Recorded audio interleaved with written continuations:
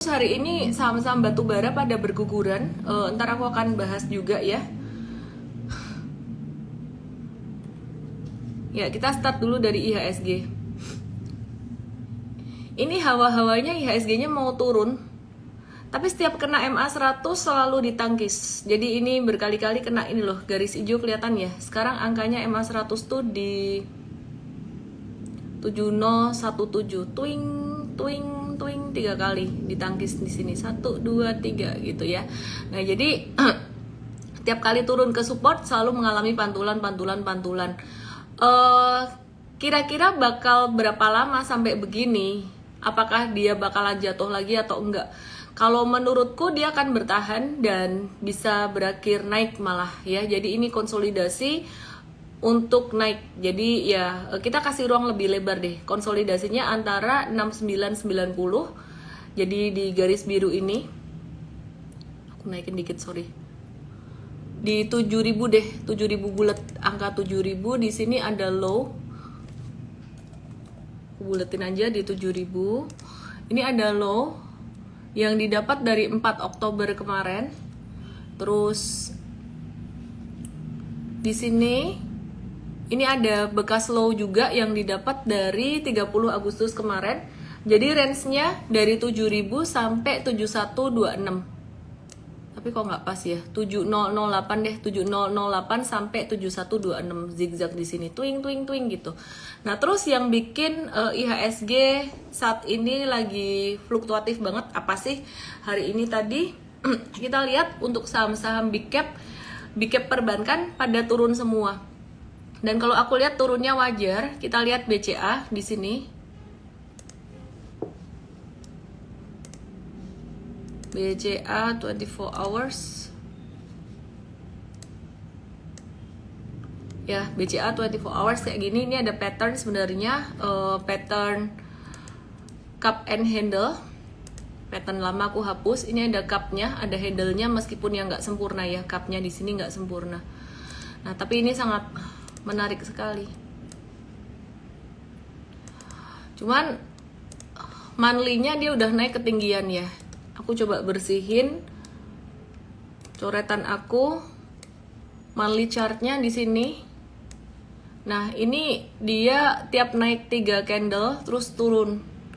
Terus ini sama 1 2 3 turun dikit ya. Ini udah 1 2 3 4 candle kelima.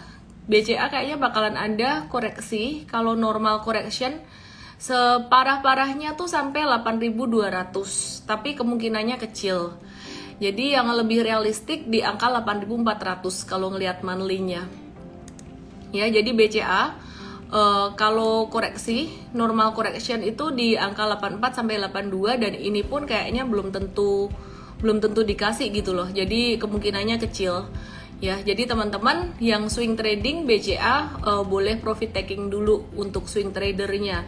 Cuman untuk yang jangka menengah dan jangka panjangnya tuh hold banget sih untuk BCA. Terus BRI ini juga sama. Jangka pendek tuh udah di resisten, dekat resisten banget. Basically ini ada banyak resisten di sini di 4660, 4750 nih ada resisten juga. Jadi udah mulai rawan profit taking jangka pendeknya. Kalau monthly chartnya agak beda sama BCA. BCA tuh naiknya solid banget sampai 4 candle, di sini cuma 2 candle aja dan dia nggak all time high gitu. Tapi tetap rawan profit taking jangka pendek. Terus kemudian BBNI dan juga BBRI gimana kabarnya? Masih konsolidasi aja untuk BBNI-nya, wait and see. Terus BMRI dia ketinggian juga, rawan koreksi banget. Jadi yang swing trading di saham-saham perbankan gede siap-siap untuk profit taking jangka pendek. Terus tadi hari ini ada banyak saham yang turun. Kalbe Pharma ini turun juga. Kita lagi nunggu retracement-nya Kalbe Pharma. Mtrade punya Kalbe Pharma di harga 18.40 sampai 19 di harga 19.30 maksimal di harga itu, dan kemungkinan kita akan siap untuk profit taking kalau misalkan besok ada koreksi lagi.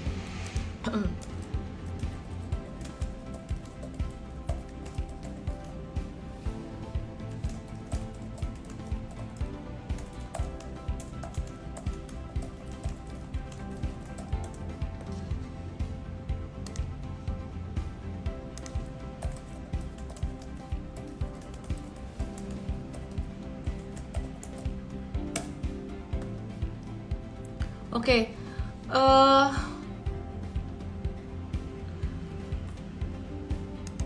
ICBP, sekarang kita ke ICBP yang ngedorong market turun juga hari ini. Kabarnya gimana?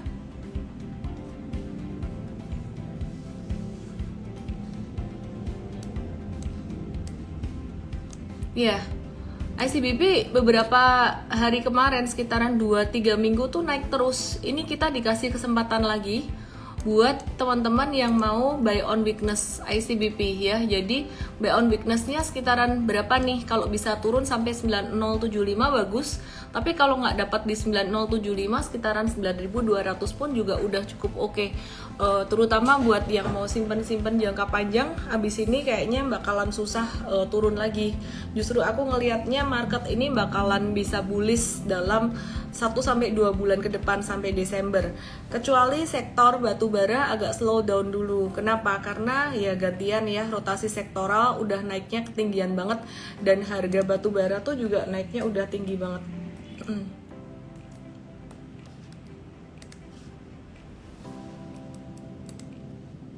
Aku coba bukain harga batubara ya.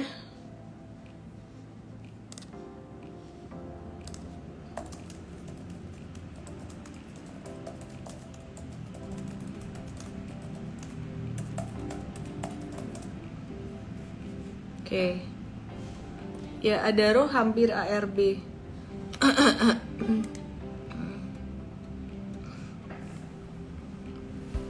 Nah, ini harga batu bara. Kalau teman-teman perhatikan, candlenya berantakan banget ya. Aku ganti pakai line chart aja. Lihat aja yang biru ini. Jadi harga batu baranya waktu itu tuh sempat mencapai puncaknya di September awal sekitaran 463. Terus turun terus sampai sekarang tuh di level 355 dan udah dekat support. Secara harga batu bara dekat support, tapi sebenarnya secara saham-sahamnya ini malah baru mau lanjut turun gitu. GJL 5000 Novembernya November ceria atau enggak? November ceria untuk sektor tertentu, dan aku mau bahas untuk banking juga ya. Ada beberapa hal yang menarik untuk sektor banking. Kita akan bahas secara lebih detail tuh di Cuantastik Sabtu nanti. Cuman aku akan kasih teasernya dikit-dikit gitu. Jadi mulai ada satu rotasi juga di sektor banking ini. Nanti aku akan ceritain. Tapi aku bahas batu bara dulu ya. Nah, untuk saham batu bara sendiri kita coba review satu-satu. Beberapa hari kemarin itu ITMG dia tuh naik signifikan breakout. Cuman kita belinya juga nggak banyak, kalau nggak salah cuma 5% doang. Jadi waktu itu tuh sempat breakout dari resisten yang di 44300 di sini. Breakoutnya tanggal 26 Oktober. Nah, terus hari ini tuh dia turun ya, dia langsung breakdownnya tuh langsung parah, sekitaran 6%. Kita cut loss hari ini, rugi sekitaran 6%-an gitu. Nah, jadi ini ITMG, kemudian Adaro. Kebetulan kita cuman nitip sendal tuh di ITMG doang ya. Terus Adaro hari ini dia breakdown, dan breakdownnya patternnya jadi kayak gini nih, kayak apa ya, nggak perfect sih sebenarnya untuk dibilang dibilang head and shoulders, nggak perfect juga gitu. Cuman ya ini sektor batu bara,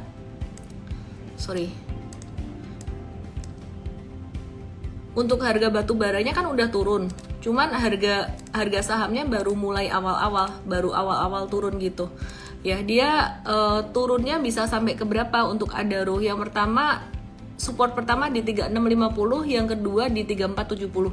Sebenarnya aku mau narik satu garis panah ngukur dari atas ini ke bawah, cuman ini gak keluar.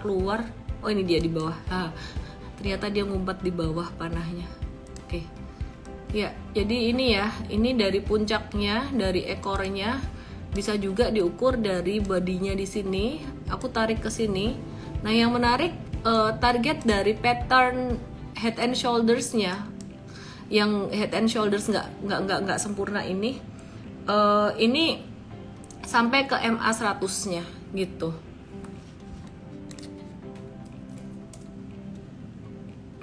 Ya, jadi sampai ke MA 100-nya di sini. Jadi Adaro bisa turun sampai ke 3460 sampai 3500 di sini. ya batu bara longsor karena memang harganya turun. Tapi kalau ditanya ke depan gimana? Saat ini trending kita stay away dulu. Tahun depan kita masih nge-watch untuk batu bara, masih ada potensi perusahaan batu bara itu untung, tetap akan untung. Cuman keuntungannya bakalan turun dibandingkan dengan tahun ini tuh keuntungannya bakalan nggak segede tahun ini. Tahun ini memang booming banget, tapi mereka masih sejahtera. Perusahaan-perusahaan batu bara tuh mereka akan masih sejahtera karena harga produksinya tuh rendah banget. Jadi meskipun sekarang turun di angka 300-an batu baranya, dan seandainya nanti turun di 250 pun mereka masih cuan dan masih bisa bagiin dividen. Oke, terus kita coba lihat ke PTBA yang kemarin kita juga buy on weakness. Di PTBA ada satu pantulan. Kita kemarin spekulatif buy karena ngelihat harga batu baranya tuh udah dekat support kuat banget juga. Dan hari ini PTBA turun sampai di area supportnya lagi, kita belum cut loss. Lihat volumenya juga kecil ya. Jadi kita masih wait and see untuk PTBA, tapi jangan entry dulu gitu. Kita masih wait and see di sini. Kemungkinan kita akan kurangin posisi, kemungkinan. Terus Indi juga sama, ini kelihatan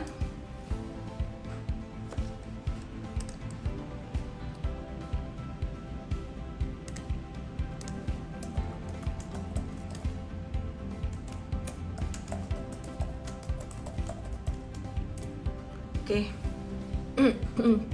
Hari ini Indi juga turunnya 6%, jadi hampir ARB semua.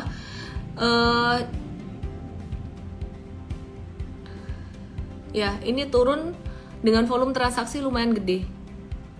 Turun dengan transaksi lumayan gede ya. Jadi volumenya lumayan gede. Jadi be very careful di sini.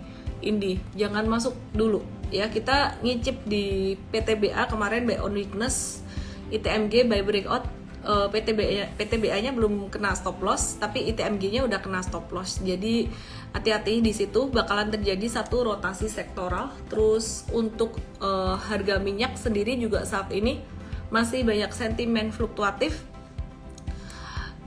Better hati-hati, kalau minyak agak beda dengan batu bara, memang dia masih bisa naik, baru awal-awal naik secara jangka menengah, tapi jangka pendeknya udah mulai ada tanda-tanda profit taking juga gitu, ada candle kecil. Jadi agak hati-hati untuk sektor komoditi energi, fluktuasinya akan lumayan besar. Termasuk juga Medco.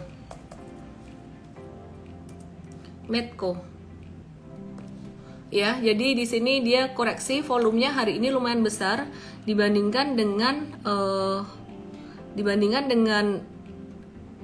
volume beli beberapa hari kemarin. Jadi kita mulai ngelihat ada tanda-tanda distribusi buat Medco ini. Be very careful ya untuk sektor energi, sektor komoditi energi.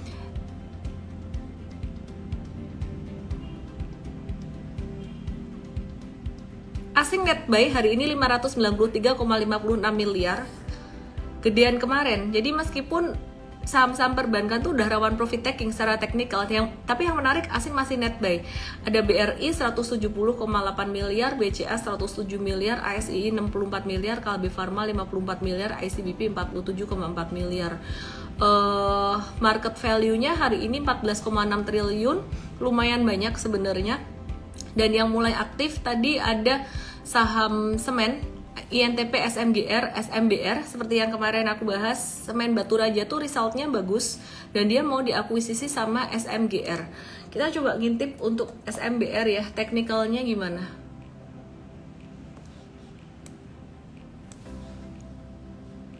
Oke, SMBR hari ini tadi breakout ya, breakout dengan volume yang lumayan juga, breakout volume lumayan, cuman kita belum masuk.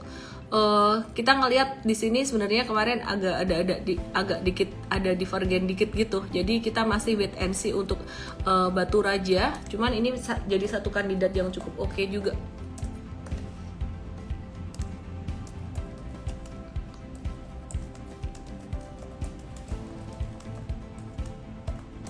Oke, terus kebalikannya kalau semen Indonesia malah dia udah mulai dekat rawan profit taking sekitaran area 8.200. Jadi kalau dua itu ditanya ditanya saat ini mana yang lebih jadi watchlist, kita lebih ke Batu Raja. Dan hari ini INTP juga naik kencang banget. Gak usah FOMO sih, kita masih ada ada peluang lagi untuk INTP ini.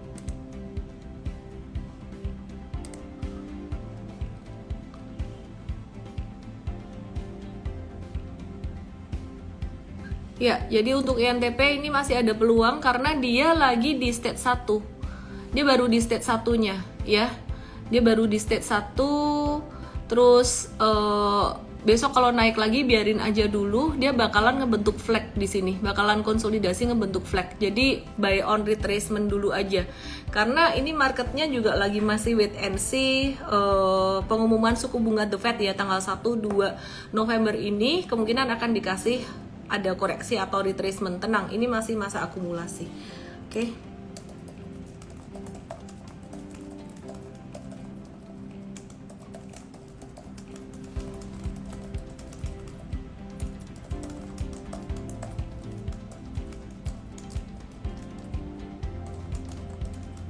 Bentar ya.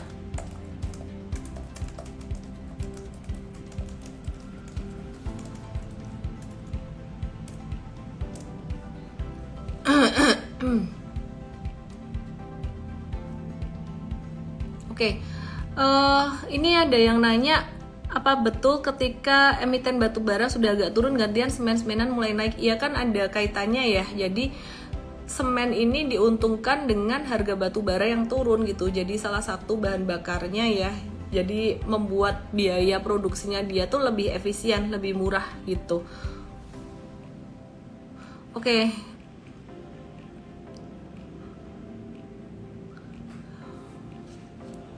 Kayaknya bakalan sebentar lagi saham-saham yang valuasinya murah tuh udah mulai naik-naik semua. Jadi manfaatin teman-teman buat belajar value investing di tanggal 12 November nanti. Daftarnya ke mtrade.id/workshop ya. mtrade.id/workshop. Harga batubara turun ya, normal aja sih sebenarnya turunnya. Karena udah naik ketinggian juga.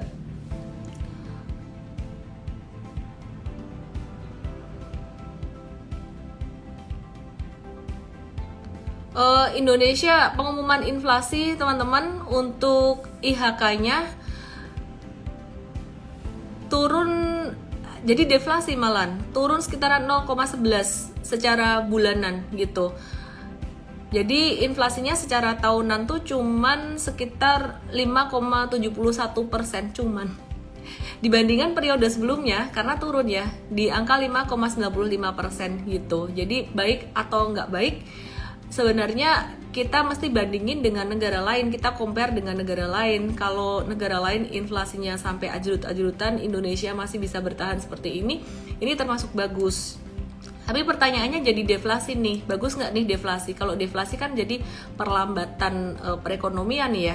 Nah tunggu dulu, kita lihat inflasi intinya. Kalau inflasi intinya yang penting tuh sebenarnya yang dilihat adalah inflasi inti naik 3,31%, sedangkan bulan sebelumnya itu 3,21%. Tapi angka 3,31% inflasi ini masih di bawah perkiraan konsensus di 3,4 gitu. Nah apa sih sebenarnya yang bikin inflasi ini jadi angkanya seperti ini tuh karena penyesuaian harga BBM dan juga kenaikan tarif angkutan. Ya, jadi bikin inflasi intinya tuh naik dikit, tapi nggak sampai yang signifikan banget naiknya gitu. Karena di momen yang lain Bank Indonesia itu juga mengungkapkan bahwa akan terjadi potensi deflasi pada harga volatile food gitu. Intinya sih sebenarnya ada balancingnya lah ya. Bensin turun lagi, ya deflasinya juga masih angka yang cukup normal, masih cukup oke. Tadi nitip sendal di ASII. Yuk kita lihat ASII gimana ya.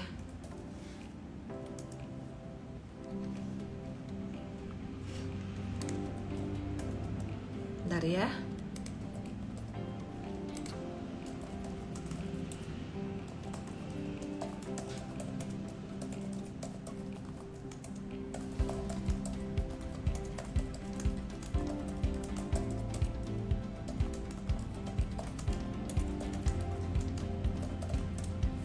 Oke.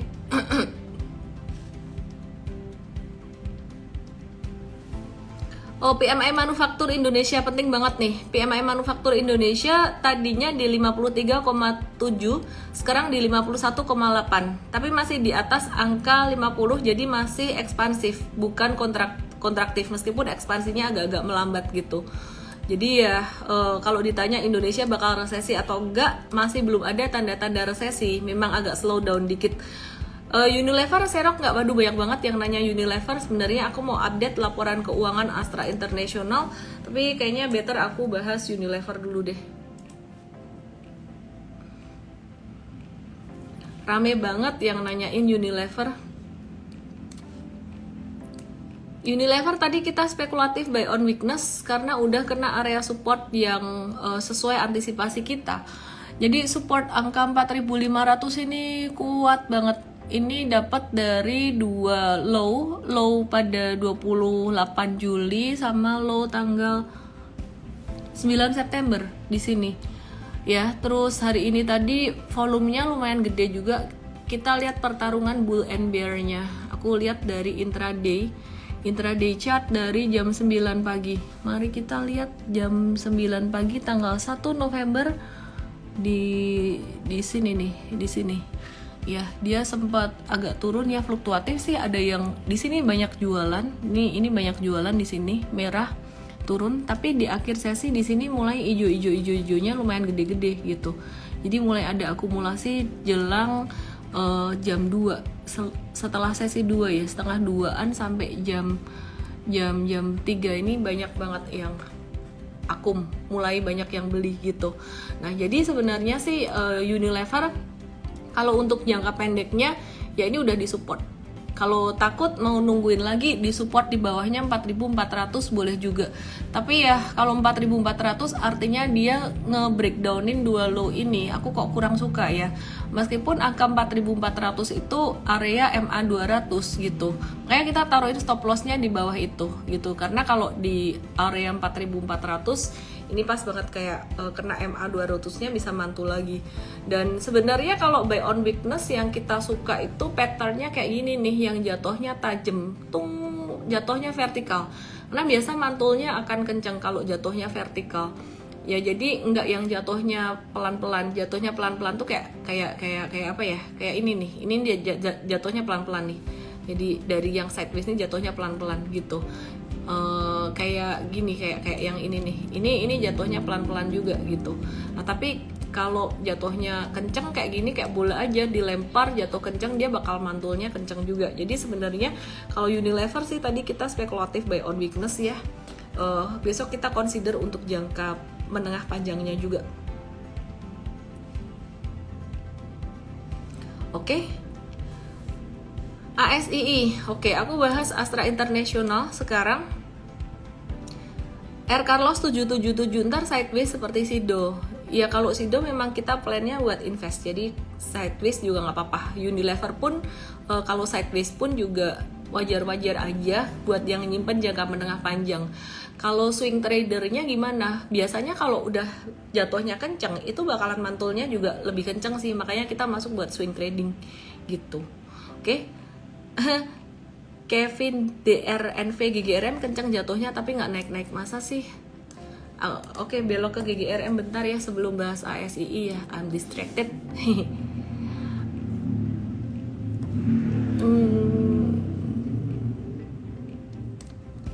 Oh iya, di sini kita lihat ya. Ini kan dia jatuh. Ini mantul kok ada naiknya. Cuman dia pas breakdown lagi di sini dia breakdown dari support gede. Jadi bedanya sama Unilever tadi, kita spekulatif buy on weakness-nya itu dia ketahan support gede, bukan breakdown support gede. Kalau misalkan dia breakdown support gede, ini kan support gede di 4.500, sorry. Support gedenya 4.500. Kalau misalkan ini jebol ya kita exit gitu. Jadi ada catatannya buy on weakness dari jatuh cepat itu, tapi dia tetap ketahan support. Kalau dia breakdown support gede kayak gudang garam, naiknya bakalan pelan-pelan banget gitu, bakalan lama. Intinya tuh lantainya jangan sampai jebol. Kalau ini kan dia lantainya jebol di 29150. Anyway, sekarang gudang garam juga udah mulai ada tanda-tanda akumulasi sih. Jadi ini turun, kita ada potensi untuk watch buat BOW lagi, Beyond Weakness. Kita sekarang ke ASI ya, ke Astra International.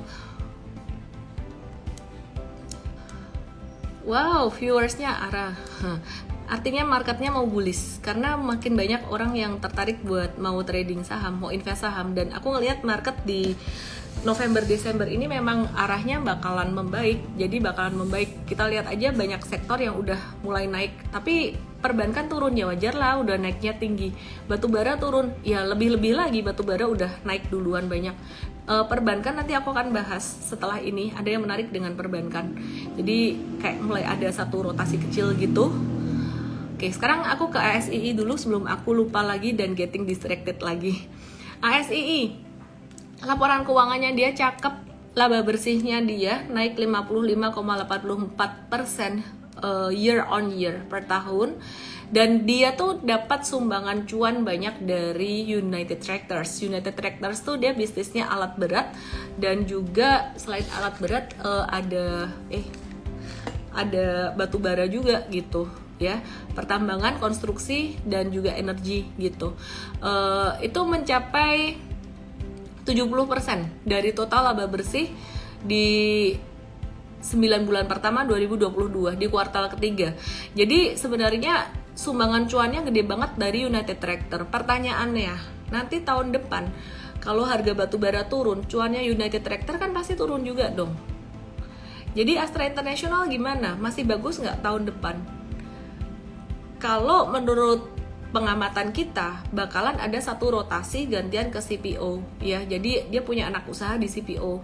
Terus China kalau nanti udah nggak lockdown, kemudian pengadaan chip untuk mobil juga udah lebih lancar ya, jadi mobilnya udah nggak inden-inden terlalu lama lagi. Aku rasa untuk anak usaha yang lainnya ini bisa mengimbangi, jadi nggak hanya mengandalkan United Tractor aja. Toh United Tractor juga tahun depan masih akan bagus dari batu bara, meskipun harganya turun tuh dia masih akan tetap cuan untuk United Tractor. Dan ekspor alat beratnya justru akan semakin bagus kalau perekonomian dunia termasuk China membaik dan nggak ada lockdown lagi. Sekarang kan China kan masih ada lockdown tuh untuk zero covid gitu ya. Persiapan mobil listrik ini perjalanan masih panjang. Kalau kita bicara tentang mobil listrik, aku nggak bicara ke emitennya dulu, tapi aku bicara tentang justru tertarik dengan hilirisasi yang dilakukan oleh pemerintah. Jadi pemerintah program hilirisasi ini sangat bagus sekali. Jadi di luar tuh mereka nggak cuman, luar negeri nggak cuman beli barang mentah aja dari Indonesia, dan pemerintah tuh maksa mereka untuk buka pabrik di Indonesia dan bagi hasil dengan Indonesia untuk mengolah barang mentah itu. Oke, kita balik lagi ke Astra International. Ya, jadi segmen alat berat, pertambangan, konstruksi itu mencatatkan laba masing-masing 105, 23% dan 23% secara tahunan. Jadi 9,53 triliun dan 6,79 triliun. Jadi cuan gede itu. Dan di sisi lain ada dua segmen yang mencatatkan penurunan kinerja. Apa tuh? Agribisnis, CPO dia turun kinerjanya, dan properti, dia punya properti juga Astra International ini. Itu turun 17% secara tahunan. Tapi tahun depan bakalan kebalik gitu. Meskipun begitu, gabungan dua segmen ini untuk agribisnisnya dan propertinya itu cuma nyumbang sekitaran 4,62% aja dari total laba bersih ya, jadi masih cukup oke. Nah, kita lihat ASII, tahu nggak teman-teman, dia tuh ada invest di GoTo. Jadi dia ada invest di GoTo sebesar 1,08 triliun rupiah. Jadi jika tanpa memperhitungkan nilai investasi ke GoTo tersebut, laba Astra International itu tumbuhnya 49% aja. Di GoTo tuh ada keuntungan, tapi nanti kita jelasin lain waktu ya, kenapa kok bisa untung sih gitu. Oke, kita jelasin lain waktu. Oke, sekarang kita lihat teknikalnya aja dulu, Astra International gimana. Jadi laporan keuangan kadang langsung tercermin, kadang tidak langsung tercermin pada harga sahamnya. Kita melihat secara ke depan, forward looking untuk emiten ini gimana. Aku ngelihatnya masih bagus, dan tadi sempat turun kena MA 200, jadi valuasinya juga masih cukup murah. Kita akan belajar lebih detail tanggal 12 November nanti ya untuk value investing. Intinya sih boleh dikumpulin lah ya. Oke. Kita lihat Harum sekarang. Kita lihat Harum. Harum hari ini lagi nggak harum dia. Hari ini lagi nggak harum. Kayak yang tadi aku bahas, sektor batubara, dia ada batubara, ada metals juga. Dia turun, breakdown bakalan ke 1360. I have to tell you the hard truth. Biasa aja kali ya. Jadi naik turun biasa aja. Oke, terus tadi aku janji mau bahas sektor perbankan. Nah, ini kan udah dibahas terus BCA, BRI, BNI, BMRI. Ya, 4 ini udah dibahas terus, muter-muter di situ. Intinya saat ini rawan profit taking jangka pendek, tapi untuk menengah panjangnya tuh masih bisa naik. Jadi kalau ada koreksi-koreksi turun-turun gitu boleh tuh dikumpulin. Dan pengaturan portfolio baik untuk trading maupun untuk investing, aku masih suggest ada saham-saham ini, ada 1 atau 2 saham-saham ini dan juga saham blue chip seperti ASII gitu. Itu setidaknya ya, kalau aku bilang buat teman-teman pemula tuh up to 50-60%. Ya, jadi untuk saham-saham gede kayak gini, termasuk di dalamnya juga ICBP ini lagi dikasih diskon juga, baik untuk trading maupun untuk investing. Oke. Sekarang untuk tradingnya, sekarang aku ngomong soal tradingnya. Untuk saham perbankan, udah mulai boleh lirik sebagian kecil, tapi porsinya jangan gede-gede karena resikonya masih lumayan. Kita mulai lihat spekulatif dari saham-saham perbankan digital, ini mulai ada tanda-tanda akumulasi. Jadi alasannya sebenarnya bukan karena faktor yang fundamental banget, tapi karena memang jatuhnya udah keterlaluan.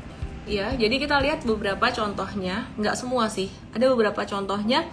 Di sini ada Bank Jago atau Arto. Ini tren turunnya parah banget dan perjuangan buat naik nggak akan mudah untuk Bank Jago atau Arto ini. Dia support di 4550. Kita mulai melihat ada tanda akumulasi di sini. Strict stop loss jika turun di bawah 4425. Jadi kalau mau beli dekat dekat 4575 belinya, tapi stop lossnya strictly di bawah 4400 nih, aku ulang ini ya. Nah, jadi ini udah mulai ada tanda-tanda reversal, cuman kita belum berani untuk beli simpen jangka menengah panjang.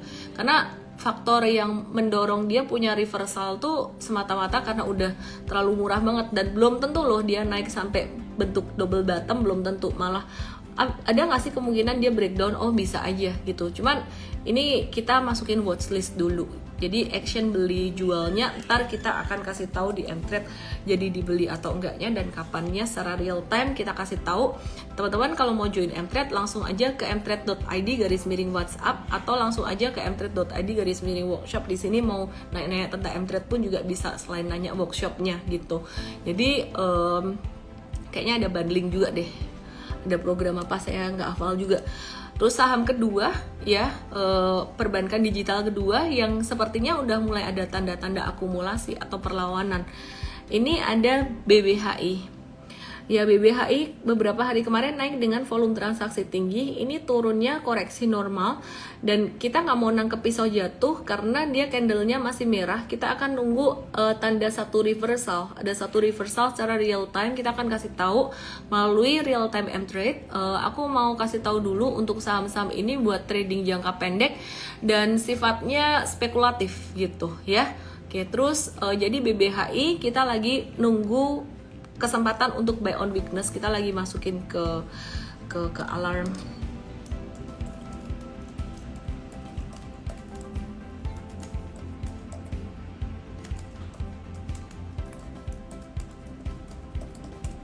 Oke, terus selain BBHI, aku mau review juga untuk BBYB. Oke, BBYB juga sama. Ini ada update fundamental dikit untuk BBYB. Di sini BBYB kita lihat ya, yang aku nggak suka cuma satu sebenarnya, dia tuh di atas volumenya gede banget. pas candle merah ini ya. Jadi jatuh di atas dengan volume gede. Tapi sama seperti BBHI dan Arto tadi, ini udah mulai ada tanda akumulasi gitu. Nah, untuk BBYB sendiri seperti halnya saham perbankan digital yang lain ya, itu udah turun banyak. BBYB ini udah turun 70% dari puncaknya gitu, dan harganya tuh udah balik ke Agustus 2021. Kinerjanya kayaknya cukup oke nih ya. Cukup oke, dan sepertinya lebih bagus dari Bank Jago dari segi profitabilitas dan ukuran bisnisnya gitu. Jadi aku kasih disclaimer dulu ya, aku bukan suruh kalian beli BBYB, aku cuman update aja. Jadi net interest income-nya BBYB itu September kemarin 492% year on year naiknya, sedangkan Bank Jago cuman 90% year on year. Kemudian NIM-nya annualized monthly itu sangat tinggi. Kalau bisa dibilang bank dengan bisnis lending yang paling profitable di Indonesia. Cuman ya di sini technical masih tetap diperhatiin meskipun fundamentalnya ada yang menarik di sini. BBYB itu 18,7% untuk NIM-nya, dan Bank Jago 11,2%.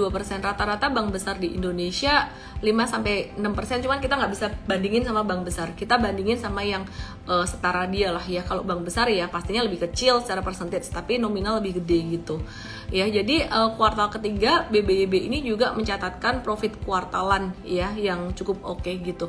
Detailnya akan dibahas besok hari Sabtu di seminar Cuantastik ya teman-teman. Bisa ikut Cuantastiknya besok Sabtu, khusus ngebahas tentang reversal saham-saham perbankan, khususnya saham digital ya, saham digital perbankan. Oh ya, terus besok juga jam 7 sore buat member Mtrade itu ada bedah emiten BBYB, pastinya akan lebih detail lagi besok ya. Oke, terus aku akan bahas untuk saham-saham yang lainnya. Teman-teman jangan lupa join Telegram channel Mtrade. Yang official kita cuman ini aja, t.me/mtrade_id.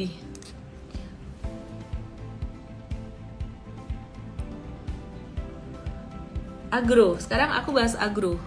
Agro juga udah turun banyak banget.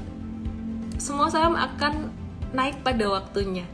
Jadi aku mulai melihat saham-saham perbankan digital ini mulai ada tanda reversal. Agro juga sama. Jadi ini udah naik, ini kelihatan banget malah akumulasinya, naik volumenya tinggi. Ya, ini naik volumenya tinggi dan di sini turun volumenya kecil. Jadi kita lagi nge-watch buat agro ini. Oke, Saratoga gimana? Saratoga kemarin aku udah bahas laporan keuangannya bagus, tapi dia kok malah turun. Kita lihat ya, Saratoga ya.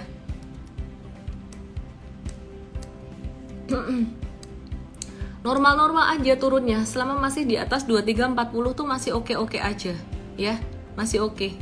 Saratoga, Magelangan, apaan Magelangan? Apa arti Magelangan? APLN, kita lihat APLN. Japfa Cepin ya, kita lihat juga ya. Aku bahas poultry dulu,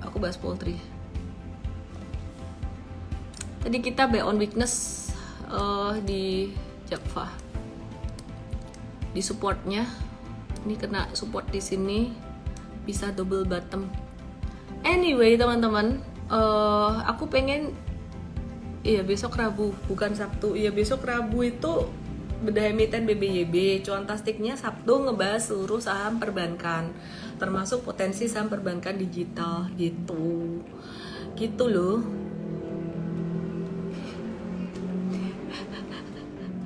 Oke. Aku mau share tentang satu hal yang sangat penting sekali, mindset tentang duit. Jadi dari tadi aku udah bahas saham-saham terus. Stay di sini aku bahas tentang mindset tentang duit. Aku tadi baca satu konten, tepatnya aku lihat video satu konten dari teman aku sebenarnya, cuman aku nggak mention deh siapa. Jadi dia nge-repost gitu. Konten ini bicara tentang orang kaya ya. Orang kalau mau kaya pakai cara biasa-biasa aja tuh, caranya pelan-pelan. Istilah kata trading saham, investasi saham, mau kaya dari investasi saham, kaya dari trading saham dengan cara normal seperti ini, cara retail seperti ini, kayaknya pelan-pelan. Saya pernah dengar kayak gitu. Tapi kalau jadi bandar kayaknya cepet tuh gitu. Intinya kalau nipu orang, kalau kerjanya contoh bikin robot trading, nipu orang dan segala macam, bukan robot tradingnya, penipuan berkedok robot trading dan juga hal-hal lain itu cepat kaya, termasuk juga korupsi. Maka dari itu orang baik gak akan kaya-kaya. Hati-hati teman-teman dengan mindset seperti ini. Hati-hati dengan mindset seperti ini. Hidup itu memberi arti dari apa yang kita alami. Jadi kalau apa yang kita alami kita kasih arti seperti itu, kita akan jadi beban, antara beban jadi orang baik, wah gue jadi orang baik gak bakalan kaya, yaudah gue jadi orang jahat aja deh. Atau kita jadi orang baik tapi nerimo, ya wis aku jadi orang baik, gak kaya gak apa-apa kok. Nah itu dua-dua juga gak bener ya. Terus kemudian tadi aku belajar, hari ini tadi aku belajar dari Coach Rio yang aku udah pernah cerita ya teman-teman ya. Nanti aku akan bahas tentang Windrest ya, GOER89. Cuman aku mau cerita tentang mindset duit dulu, penting banget. Tadi aku ada satu meeting discussion dengan Coach Rio. Dia tuh kayak semacam psikolog lah ya gitu. Ternyata banyak orang yang behaviornya ke duit, ke trading dan ke investasi itu nguplek di situ-situ terus. Ya, jadi misalkan tradingnya hobi nyangkut-nyangkut terus padahal marketnya lagi bagus. Kalau market lagi jelek ya wajar, rugi terus. Kalau market lagi untung, lagi naik pun juga bisa rugi terus gitu. Terus ketika bisnis juga sama, ada yang terjebak hutang terus, ada yang terjebak konsumtif terus dan sebagainya. Dan ada beberapa orang yang meskipun dia make money tapi dia nggak happy, tapi dia nggak fulfill gitu. Kenapa? Karena ada trauma-trauma di masa kecilnya dan memberikan satu arti. Dan di sini tadi aku juga sempat ada satu sesi ngobrol dengan Coach Rio dan aku menemukan belief aku di masa lalu yang bisa menjadi sempat membuat satu beban dalam diri aku, tapi aku nggak ceritain sekarang. Aku akan ceritain nanti, ada sesinya khusus karena lumayan panjang di sini. Kita akan ada satu live IG khusus lah atau ada Zoom khusus buat ngebahas ini. Jadi aku di sini cuma mau ngingetin teman-teman bahwa penting sekali buat kita tuh ngebenerin bukan cuman kognitif kita aja, bukan cuman otak alam sadar kita ya, tapi kita juga ngebenerin di bawah sadar kita. Teman-teman pernah tahu gambar gunung es? Gunung es itu yang kelihatan di atas tuh cuma 20%, di bawah tuh 80%. Nah, yang mengendalikan behavior kita sehari-hari itu yang 80% ini. Dan 80% ini tuh kebanyakan terbentuk dari masa kecil kita sampai kita dewasa dan kita memberi artinya gimana dan kadang gak sadar. Jadi dari sini ke depan aku akan lebih banyak kasih edukasi tentang gimana ngebenerin psikologi uang kita, bukan cuma psikologi trading. Jadi semoga bisa bermanfaat ya teman-teman semuanya. Anyway, Handaka Wibawa, orang baik kenapa bisa kaya? Karena dia punya mental, dia punya mindset mengizinkan dia untuk kaya. Dan saya percaya itu juga rezeki dari Tuhan gitu. Kita akan bahas di sesi terpisah ya. Semoga bermanfaat apa yang aku sharingkan malam hari ini. Dan jangan lupa teman-teman, besok ada bedah emiten BBB, Sabtu ada cuantastik. Teman-teman langsung aja ke mtrade.id/cuantastik. Acara ini gratis untuk member VIP. Salam profit, selamat malam. Gudang garam HMSP dibahas di morning briefing besok ya. Thank you, dadah.